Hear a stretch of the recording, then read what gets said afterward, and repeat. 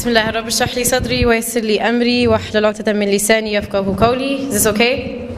اللهم لا علم لنا إلا ما علمتنا إنك أنت العليم الحكيم. I know you're all here for Umar Sulaiman. I'm here for Umar Sulaiman too. But 15 minutes inshallah and we'll be done together. As was mentioned, I actually have been looking for the answer to this question for the past couple months. And it's that a lot of people on the outside look at you thinking that you're something. You know, you're a youth director, you're a pharmacy student. I'm sure many of you are MSA members, you lead things in your masjid, you're in Islamic organizations, you just graduated from college and now you're a doctor, or you're an engineer, or you're a teacher. You just grew a beard and now people are calling you sheikh. You just wore the hijab and people are calling you sheikha.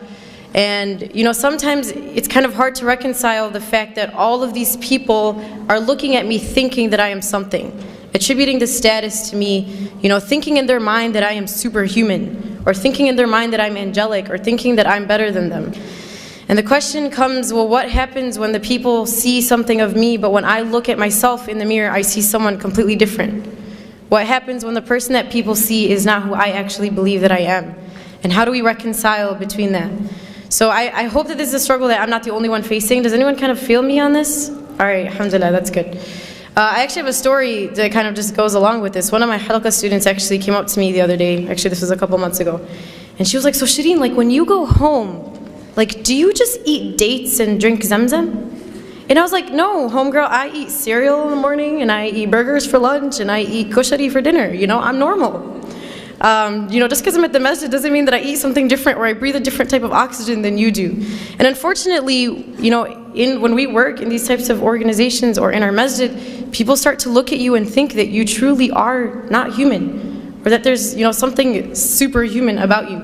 So that's kind of the thing that I want to address today is what do we do when we feel like the person in the mirror is different than the person that everyone else sees? So subhanAllah, you know, something that we have to do is first try to understand whether those people are two different people.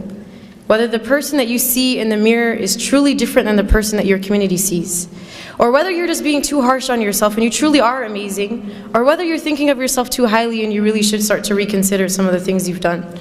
And so I kind of came up with a litmus test as to what you can ask yourself to try to understand whether those two people are really two people or if they're one. And the first question that you can ask yourself is, and I want you guys to think about this, if I were to go up to someone in your community whom you work with, or if I were to go up to someone, you know, on your shura in the MSA, or someone in your masjid that you work with, or someone that you've mentored in a halaqah, or someone that you work with at work, you know, your co-resident or whatever it may be, and I were to ask them, you know, tell me about Shereen. Like, what is Shereen like? What does Shereen, when you're with Shereen, how do you feel? When these people are with you, how do they feel when you're around them? And think of that answer. If I were to go up to someone at work or someone that you work with, what would they describe you as? Okay, think about that in your mind.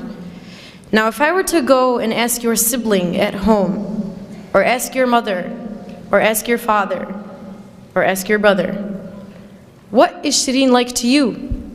How do you feel when Shereen is around you? How does Shereen make you feel? Do you get a different answer? Is it that the people outside think something of you, and when you treat them a certain way, yet you go home and you treat the people at home differently? And if you find that those two answers are different, then know that there's a problem. And again, I wrote this because I need the answer, and I'm saying this to myself before anyone. My mother's in the audience and she can attest to this. But I'm sure many of us can look within ourselves and say, you know what, those two answers are different. The person that I am on the outside is different than the one I am at home. The person that the community sees of me is different than the one that my mother sees of me. You know, and the Prophet ﷺ told us, he said, خَيْرُكُمْ خَيْرُكُمْ لِأَهْلِهِ وَأَنَا خَيْرُكُمْ لِأَهْلِي. He said that the best among you are the best to your family, and I am the best to my family. Why does the hadith not say, خَيْرُكُمْ خَيْرُكُمْ, the best of you are the best to your communities? Or the best of you are the ones who give the best speeches? Or the best of you are the ones who give the best halaqas? Or the best of you are the best at work? Because it's really easy to be good outside. It's really easy to be nice to the people at work, because if you're not, they're going to subtweet you on Twitter. And if you're not, they're going to think you're terrible, and they're going to have this illusion of who you are, and they're going to talk bad about you. But if you do something bad to your mom, she's not going to disown you, I hope. You know, if you're disrespecting your sister, she's still going to be your sister. But if you do something bad on the outside, you can potentially ruin a relationship. And so that's why it's easy for us to be good on the outside, but it's hard to be good at home. And that's why the hadith goes that the best of you are the best to your family, because your true character comes out at home.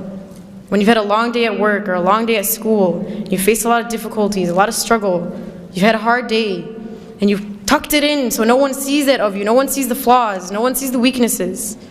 But then you go home and you unleash the monster. You unleash the thing that's been building within you the entire day. And who do you unleash it to? The people that you should care about most. The people that deserve the most respect from you. You know, and that's what we do. So I need you guys to think about that. And Aisha radiallahu anha was asked about the Prophet ﷺ. She was asked, you know, we know that the Prophet ﷺ on the outside is amazing. Tell us about what he's like at home. We don't get to see him at home. Aisha, tell us what he's like at home. And her response was profound, not just in the way that she described the Prophet, but the fact that it came from her. She said, كَانَ قُرْآنًا يَمْشِي, that he was a walking Qur'an. He wasn't just a walking Qur'an when he was at the masjid. He wasn't just a walking Qur'an when he gave a halaqah. Not just when he was in the community. He was a walking Qur'an when he was at home too. The Qur'an that he was walking, he walked outside and he walked inside. The people who were within his home felt the same way that the people on the outside felt. That's why this is profound. That's why this is important.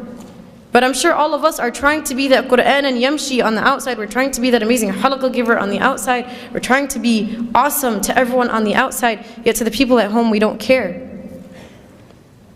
And there's a beautiful line of poetry that I read the other day, and it's scary. Listen to this. What good am I if I do not fill the plates of the ones who fed me, but fill the plates of strangers? What good am I if I do not fill the plates of the ones who fed me, yet fill the plates of strangers? What good are you if the one who raised you doesn't see anything from what she's raised you with? What good are you as the one who fed you doesn't see any of the fruits of what she's taught you? The one who spent her blood, sweat, and tears on you for 20, 30 years. And the one who is the reason as to why you are who you are today. The one who helped you get there. Yet as soon as we get our degree, as soon as we can speak, as soon as we're something to the community, we forget about everyone who taught us. We forget about the people who made us who we are. So that's the first question you want to ask yourself. What does your public self look like? Versus what does your family see of you? What do the people in the community see? Versus what does your mother see? And what do your siblings see? And the second question that I want you guys to think of, and again, I'm talking to myself before anyone here, is compare what your salah looks like in the masjid, when there's a bunch of people in the congregation, versus your salah at home when the only person that can see you is Allah. When you're at the masjid, do you tend to read the longer surahs?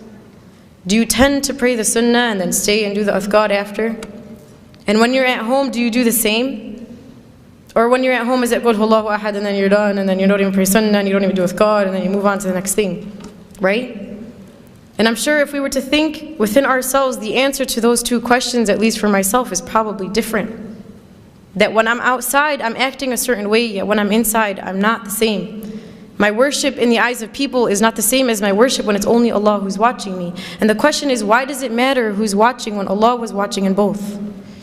Why does it matter who else is around you when Allah was always around you? And there's a very scary hadith Qudsi that Allah subhanahu wa ta'ala talks about. And He says, عَبْدِي لِمَ جَعَلْتَنِي أَهْوَنَ النَّاظِرِينَ إِلَيْكَ. He says, my slave, why did you make me the least of your worries? Why did you not care about the fact that I was watching you? He says, أَسْتَحْيَيْتَ مِنْ خَلْقِي وَلَمْ تَسْتَحْيِ مِنِّي. He says, you were embarrassed in front of my creation, but you were not embarrassed in front of me, the Creator. You were scared that people at the masjid would think you were bad, so you prayed your sunnah and you sullied longer. Yet when you went at home and I was the only one who watched you, you didn't care. You weren't embarrassed that you read Surah Al-Ikhlas and that's it. You weren't embarrassed that you didn't pray your sunnah. You weren't embarrassed that you didn't do your ithqar. Why don't you remember that I was watching you, and I was always watching you, and I am always watching you? And subhanAllah, I don't know if you guys were at the session right before this. Sheikh Tariq Mustah mentioned a beautiful story, and I'm going to share it. So if you heard it, I'm sorry that I'm repeating, but he talked about how when he was 16, you know, he became like a Quran assistant in his masjid, and he was teaching alongside of like this awesome sheikh, right? He was talking about how he was 16, teaching Quran, and he felt like a G. He was like, man, I'm like awesome. You know, I'm 16 and I'm teaching Quran to other people. And so one day, I guess he went to the masjid early, like before Fajr or something, and he went, and he found that his sheikh's car was parked outside the masjid, but all the lights were closed. So he's like, okay, that's kind of weird. And he mentioned that, you know, he had to go make wudu. So he walks into the bathroom only to find that his scholar, his teacher, one who was taught by many righteous, amazing scholars before him, was on his knees cleaning the toilet of the masjid. And so Sheikh Tariq Mustah goes to him and he's like, Sheikh, like, what are you doing? You're an amazing Sheikh, you learned with this person and you learned with that, and your status is this, like, how are you on your knees cleaning the masjid? And his response was profound. He says, this is the work that the one who sees always sees. This is the work that when no one else saw you, Allah saw it. Because what we do is we love to be the one with the microphone, we love to be the one who everyone can attribute things to, we love to be the one with the title. You know, I love to be quoted, I love for people to know who I am. Yet Allah subhanahu wa ta'ala sees the things that no one else sees. The things that you thought no one saw. When you did the dishes and your mom didn't tell you thank you, Allah saw that. You know, when you picked something off the floor and no one saw it, Allah saw that. The reason why we do things in the community is because we love that recognition. We love for people to pat us on the back and say good job. We love the volunteer appreciation dinner. We love that. But realize you're not always going to get it. And sometimes it's better for you that only Allah subhanahu wa ta'ala saw it. And it could be that that deed that you did in secret that no one saw besides Allah is the reason why you enter Jannah. And everything that you've done in the public, everything that people saw, everything that was out in the open was stuff that you did for the wrong reasons, and you never know, that may not even count for you. So this is kind of our thought process in understanding whether or not we have this problem. Now once you find out you have the problem, what do I do? What's the solution? So a couple things I was thinking about is if you feel like people are holding you up to this standard, you know, you are this and this and this, and you have this title and this title and this title, and you're amazing. Challenge yourself to live up to that standard that people are holding you to. You know, if you go home and you say, man, people think I'm great, but I'm actually not, try to actually be great. And it's not for the people. It's not for people to say, you know, Shereen Salama was great. But it's for me to improve myself so Allah can say Shereen Salama was great. For me to take the standard that you put me at and to try to actually achieve it. Not for you, but for Allah. And the second thing is that for every public deed that you do in the eyes of people, that you double that in your private life, in your private ibadah. That man, if you prayed in the masjid, try to pray at home when no one else can see you besides Allah. Try to wake up when everyone's asleep, in the dark, just you and Allah, create that relationship. And the third, and this is a dua that was taught to us by Abu Bakr radiallahu anhu. He used to receive praise, and there was this beautiful dua that he used to say. And it goes, Allahumma ghfir li ma la ya'lamun, waj'alni khayran mimma yadhunnun. Which translates to, Oh Allah, forgive me for what they do not know about me, and make me better than what they think that I am.